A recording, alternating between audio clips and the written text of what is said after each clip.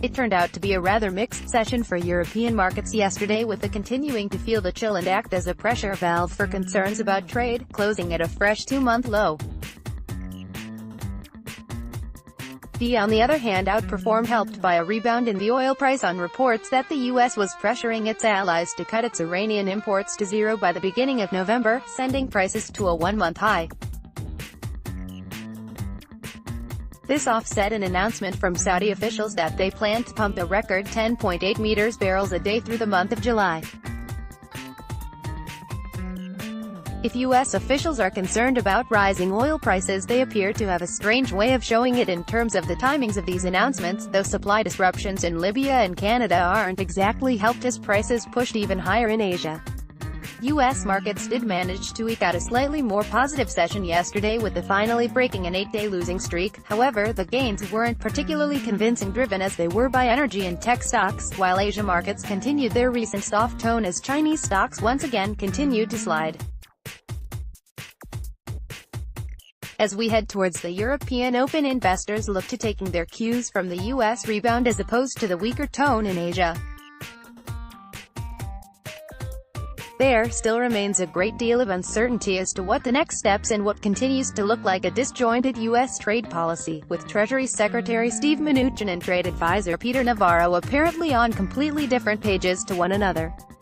President Trump, on the other hand, seems to have taken issue with iconic motorcycle brand Harley-Davidson's NYSE smiley face decision to build more of its EU-destined products at its offshore sites in India or Brazil in an attempt to offset the increase in costs that the recently introduced tariffs would put on prices. While the sums of $40 million for this year and $90 million for next year may seem small, they remain a lot of money for a company which is essentially a mid-cap stock, with a market cap of $6 billion. One wonders if President Trump would be so critical if a big multinational like Boeing, NYSE smiley face, or Apple, Nasdaq smiley face, acted in a similar fashion. Given the current uncertainty, investors appear to be taking the opportunity to adopt a more safety-first approach as we head towards the end of the month, the quarter and the half-year, in terms of doing a little bit of portfolio readjustment as we head towards the second half of the year.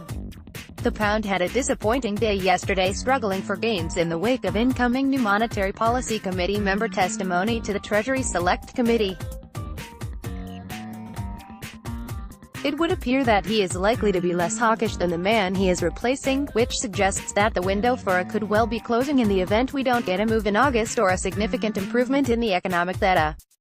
Later this morning we'll be speaking in his role as head of. We could also get an insight into how he views the recent change of view by Andrew Haldane, the bank's chief economist, who voted for a rate rise at the most recent meeting.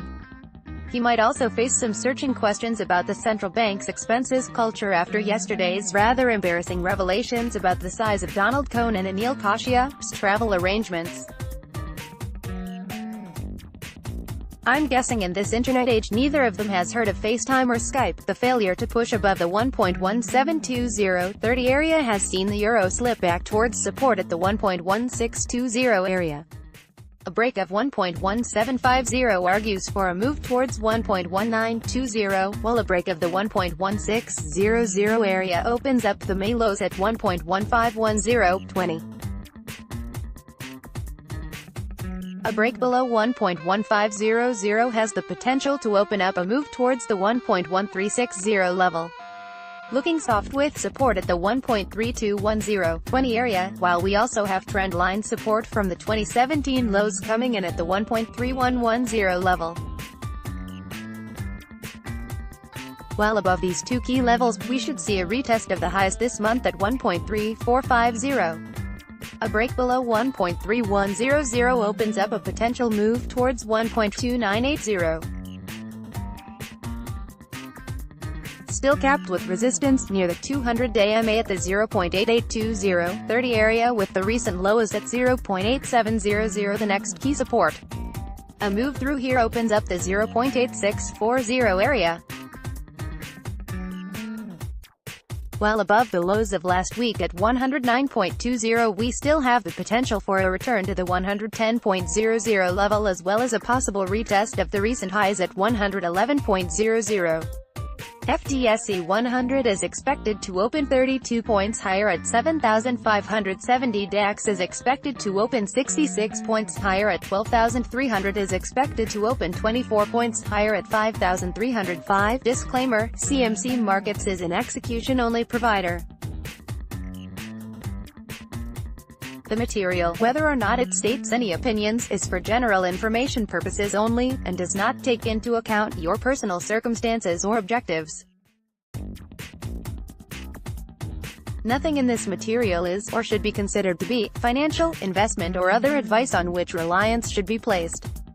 No opinion given in the material constitutes a recommendation by CMC Markets or the author that any particular investment, security, transaction or investment strategy is suitable for any specific person. Original post.